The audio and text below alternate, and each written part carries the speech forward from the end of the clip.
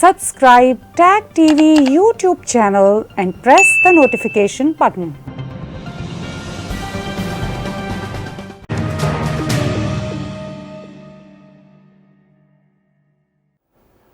बातचीत आज होगी बिला तकल्लुफ़ तजिए में जो इस वक्त वैक्सीन की सूरत हाल है पूरी दुनिया में और ख़ास तौर पर कनाडा के कॉन्टेक्स्ट में।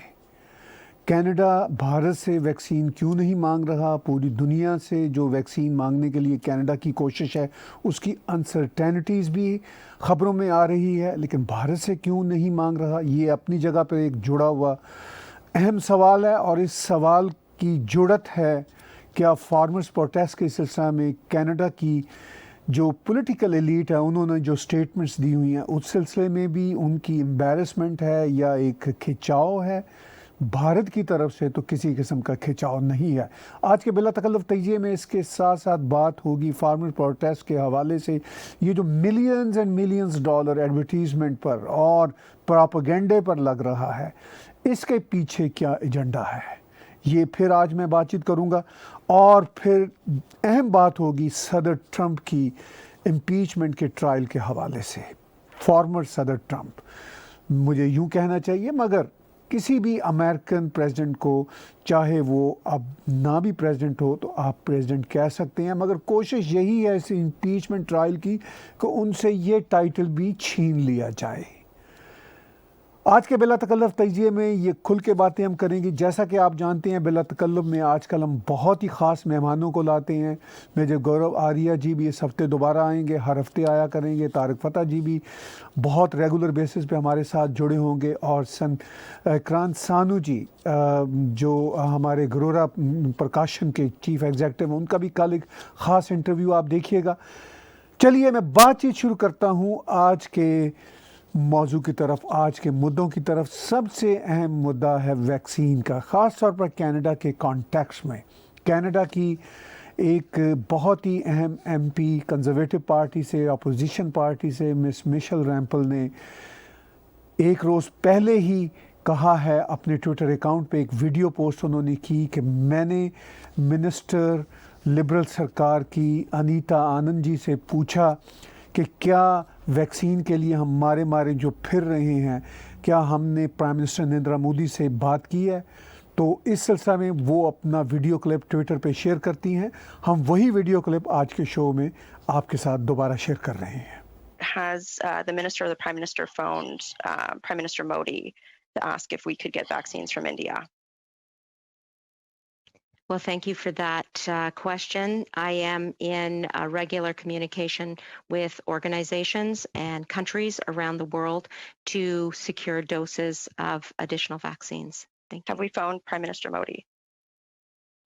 I personally have not phoned Prime Minister Modi, and I can't speak for anyone else in our government. Thank you. Does the minister know if the Prime Minister has reached out to the Indian government? I do not know. Thank you. She doesn't know. That's frightening.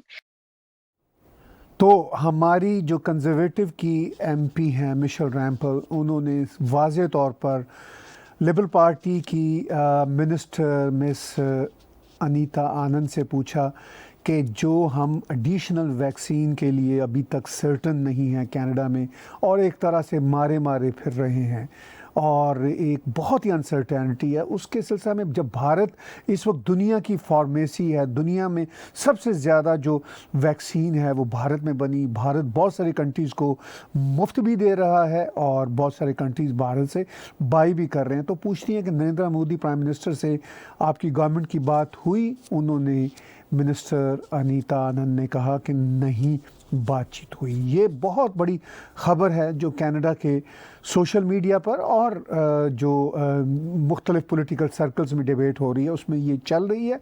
एक और MP Regina से तल्लुक़ रखते हैं, Stanley वारन, उन्होंने भी इस सिलसिले में ट्वीट की और उन्होंने मिस मिशेल रैम्पल की ट्वीट को रीट्वीट विद कमेंट करते हुए ये लिखा, ये देखिए स्क्रीन पे। वो कहते हैं great question Michelle Rempel, we should be building on former Prime Minister Harper and Prime Minister Modi's positive and collaborative relationship. बहुत ही बड़ा स्टेटमेंट है, 2-3 लाइनों में, जो एमपी वॉरेन स्टैनले ने कहा। उन्होंने कहा कि हमें जो former prime minister Stephen Harper का जो तल्लक था प्राइम मिनिस्टर मोदी और भारत के साथ, हमें उस तरह अब अपने तल्लकात इस्तवार करने चाहिए। बहुत ही बड़ा मैसेज है, बहुत ही अहम मैसेज है। सिर्फ वैक्सीन की बात नहीं उन्होंने की। उन्होंने कहा गुड क्वेश्चन मिस मिशेल रैम्पल, हमें उस तरह इस्तवार करने चाहिए भारत के साथ तल्लक जिस तरह हुआ करते थे। यानी इसका मतलब सिर्फ वैक्सीन में नहीं है, यानी जो डीरेल हो रहे हैं कनाडा इंडिया रिलेशन, इसके बारे में एमपी वॉरेन ने बहुत खुल के बात की है। सोचने की बात है कैनेडियन पॉलिटिशियंस के लिए। हम इस पर और भी शो करेंगे और इंग्लिश में भी हमारे शो इस हफ्ते इस इशू पर सामने आएंगे। अब हम एक और अहम देखते हैं स्क्रीनशॉट नेशनल पोस्ट का। नेशनल पोस्ट ने अपनी ख़बर में रेक्स मर्फी, एक बहुत ही जिसे कहते हैं क्रेडिबल सीजन्ड जर्नलिस्ट हैं, उन्होंने लिखा कि this is the worst Canadian government ever. Can there be any question? The country is an economic crisis. The House of Commons is a movie theater. We are shamed in the international community.